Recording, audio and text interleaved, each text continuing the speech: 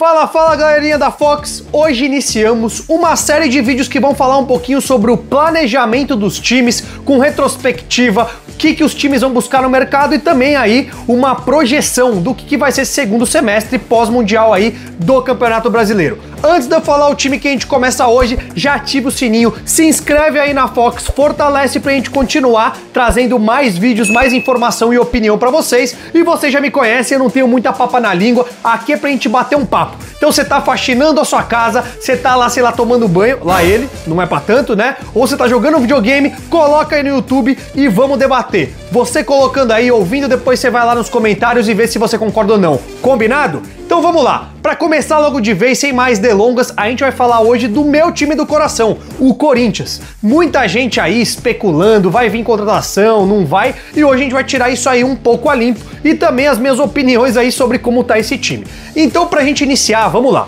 O Corinthians é um time que realmente com o Dorival Júnior, defensivamente, ele é um pouco mais sólido. Quando eu falo defensivo, não é falar da defesa, a defesa é ruim. A gente não tem um zagueiro bom. Talvez o melhor deles é o Gustavo Henrique, que não sai do departamento médico, enquanto os outros ali, se você juntar, né, Kaká, André Ramalho ou Félix Torres, não dá um zagueiro bom. Então não é por isso. Mas a gente tem, acho que um trunfo nesse time do Dorival, que é a dupla com Martinez e Ranieri.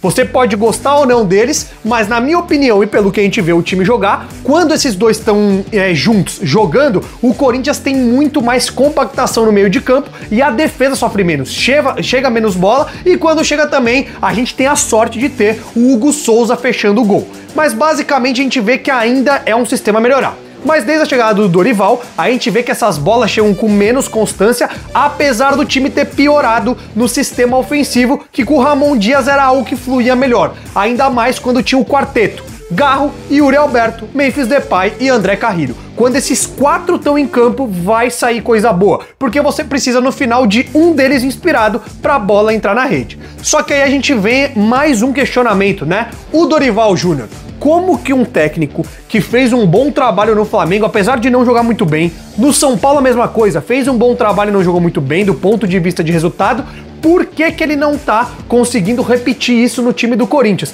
E pra mim é um simples motivo. Quando você vê aquele Flamengo que era um galáctico, você tinha muita opção. Quando você vê o São Paulo, apesar de também não ser um time tão distante do Corinthians, é um time um pouco mais equilibrado. Você tem pelo menos um ou dois jogadores ali em cada posição e aí de fato você tem um time. Não tinha um elenco gigante com o São Paulo, como não vai ter com o Corinthians, mas o Corinthians tem muitas deficiências. E aqui a gente começa falando um pouquinho aí de cada posição.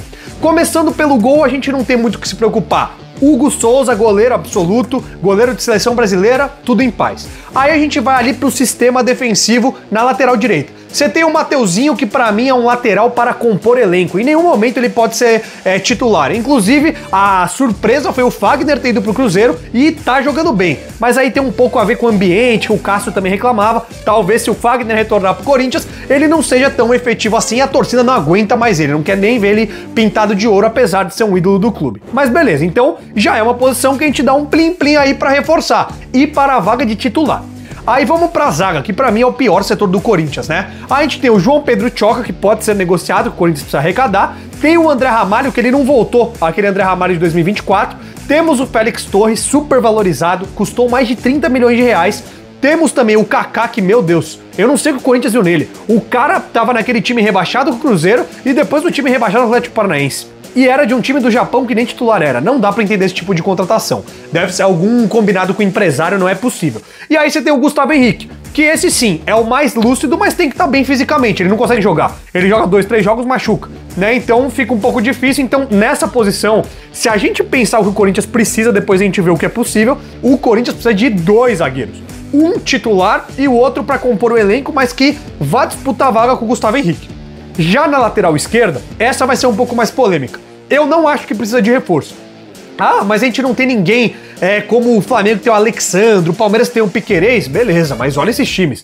Eles são os melhores e lateral esquerdo tá pior do que de direito pra achar aí no país e até na América do Sul. Então você pega ali o Anrileri com zagueiros um pouco melhores, ele vai render mais como ele já rendeu em outros clubes e é ainda um lateral de 30 anos. Então, tranquilo, 30, 31 anos, então tem físico, é um cara profissional. Já pra reposição dele, você tem hoje no elenco Diego Palacio, que nunca jogou, né, mas tá lá, o Hugo, que é horroroso, mas a gente também tem o Matheus Bidu, e o Matheus Bidu, até pela pouca idade, 24 anos, para compor elenco, eu acho um bom jogador. Ele é ao mesmo nível do Mateuzinho, e o Mateuzinho é titular absoluto. Então você tem no Henry Lery o Matheus Bidu pra substituir. Na outra lateral, você tem um lateral que você contrate, titular, e o Mateuzinho pra substituir, tá bom. A gente também tem que ver que não dá pra ser igual outros times que estão em outro patamar, como Flamengo e Palmeiras. Então não dá.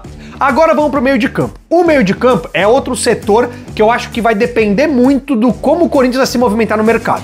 Então se a gente pegar hoje, o Corinthians tem que pode contar ali Bidon, Maicon, Carrilho, José Martinez, o próprio Rodrigo Garro, e também tem ali, né, o Charles, não sei se dá pra contar tanto, mas que tá ali no elenco. Esse é o time. Acabou de rescindir com o Igor Coronado, então, na minha opinião, precisa repor, seja com a base, não sei se vai subir alguém, ou uma contratação, e precisa de mais um volante. Por quê? Quando o Martinez ou o Ranieri se machuca, ou até o André Carrilho ele tá suspenso, o Corinthians não consegue repor esse jogo. E depende muito desses caras mais dinâmicos no meio de campo, visto que já tem 2 marcadores. Então, e como a gente sabe, né, o meio campo é o coração do jogo. Então precisa ter alguém para poder ali construir esse jogo, e ainda não vejo que é o Bidon, e o Michael também não conseguiu se recuperar, mas seria um segundo volante. Então, pra gente recapitular, estamos falando de 2 zagueiros, um lateral direito e pelo menos um cara pro meio campo. Seja um cara mais segundo volante construtor ou até um meia mesmo, para dividir responsabilidades com o Garro ou mesmo substituir depois da saída do Coronado.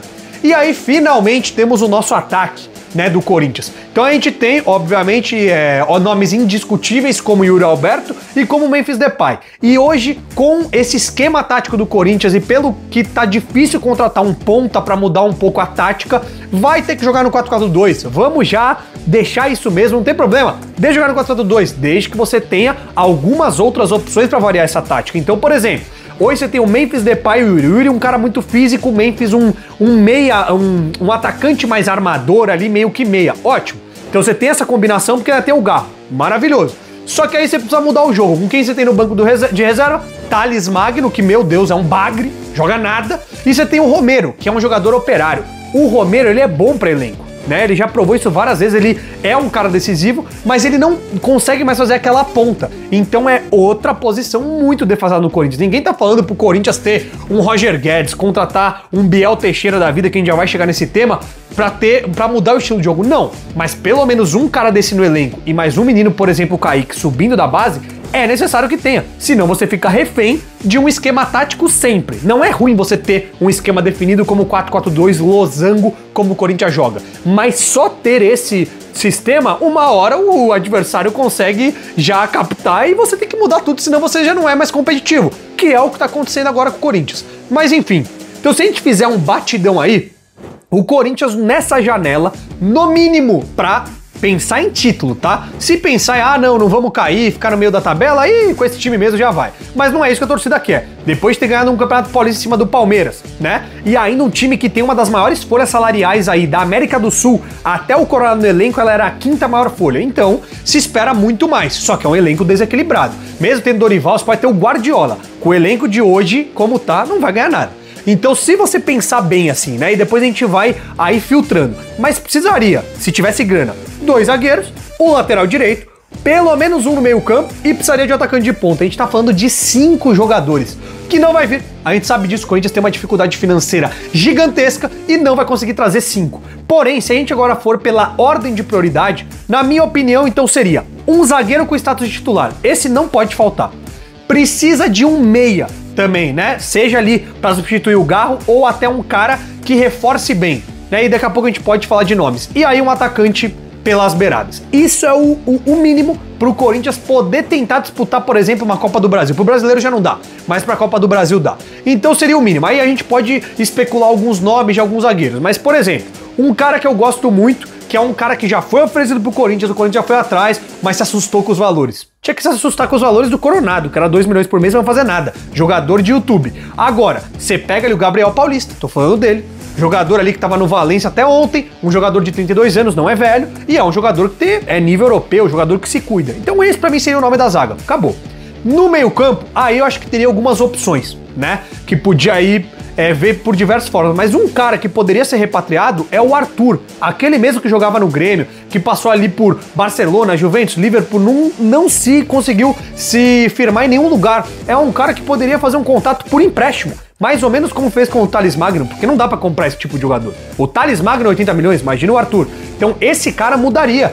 Aí você fala, pô, o Arthur seria titular absoluto? Não sei, porque a gente não sabe a forma física dele. Mas é um jogador ainda de 28 anos que pode dar uma outra opção que o Corinthians não tem, que o Maicon deveria dar, só que ele não tem mais físico pra jogar futebol. Então, basicamente, seria um grande nome. E aí, na frente, um cara que eu sou apaixonado aí, Roger Guedes, né, velho? Roger Guedes é o cara que eu sei que é caro, eu não tô falando que o Corinthians vai atrás, eu tô falando que eu gostaria, né? Mas o Roger Guedes é um cara que poderia fazer a ponta, ele também joga de segundo atacante, e ele também. Ele tem 28 para 29 anos, ainda tem físico pra fazer, só que a gente sabe que o Roger Guedes é muito caro. E muita gente fala, pô, mas Yuri, Depay, Roger Guedes, será que joga junto? Meu amigo, se a gente já conseguiu jogar com Léo Natel, Otero e Casares junto, por que a gente não pode jogar com os três juntos? Ou vai revezando mesmo, não tem problema nenhum. Não é todo jogo que o Memphis está disponível para jogar. O Yuri é um touro, né? Esse consegue dar todo o jogo. Mas enfim, eu acho que essa seria a janela ideal do Corinthians, apesar de ser muito difícil. Tentou lá o Biel Teixeira, mas os caras cobraram de 7 a 8 milhões de euros.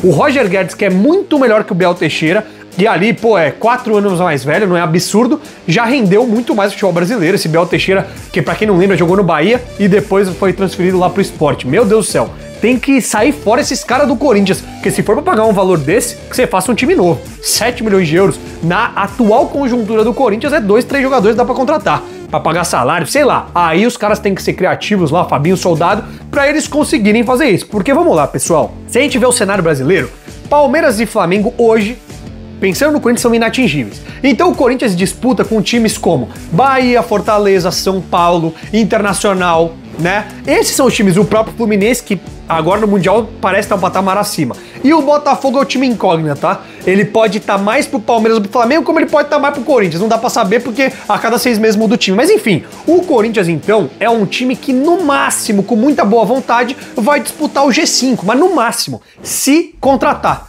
E aí pode beliscar uma Copa do Brasil, já tem um confronto muito difícil contra o Palmeiras. E é nesse tema que eu vou entrar agora, pra gente poder finalizar esse vídeo aqui das contratações, planejamento do Corinthians e as análises aqui que a gente tá fazendo. O próximo confronto do Corinthians aí, em vaga eliminatória, é nada mais nada menos que o Palmeiras. Derby, seu maior rival, que vem de um Mundial cheio de moral. Beleza, perdeu pro Chelsea de novo, tem toda aquela zoação do Mundial, mas a gente não pode negar que hoje o Palmeiras tá em outro patamar. É bem verdade que os trunfos chegam pro Corinthians de jogadores que o Palmeiras perde. Paulinho, fora da temporada, vai ter que operar de novo, já é confirmado. E o Estevão, que agora fica lá no Chelsea. Então isso já vai ajudar muito. Mas ainda assim, o Palmeiras tem jogadores ali, né? Como, cara, o próprio Veiga, que não tá numa boa fase, mas é um grande jogador. Maurício, Vitor Roque. Cara, tem o Facundo, hoje joga muita bola. O Flaco Lopes, que entra e faz gol. Fora aquele meio de campo, que hoje é um absurdo, né? Você tem o Richard Rios, que é o melhor meia aí.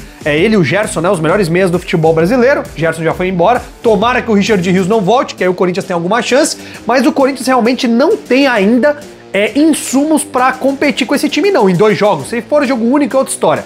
Mas em 2 jogos, a gente vê que é um confronto extremamente difícil e a gente tem que ver no que vai dar aí.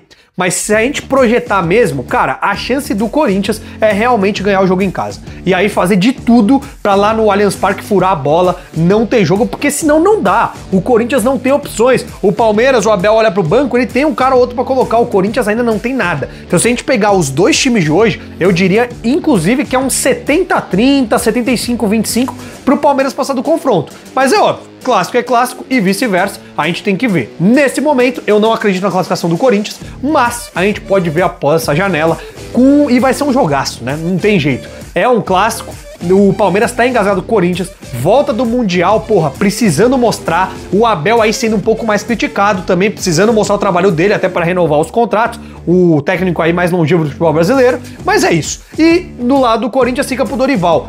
Usar muito bem esse tempo, treinamento, não só tático, mas físico também. O Corinthians estava morrendo na segunda metade dos segundos tempos. Não dá, ainda mais com o elenco curto, tem que selecionar bem os jogos, quem coloca, que função faz, qual esquema tático, às vezes não desgasta tantos jogadores.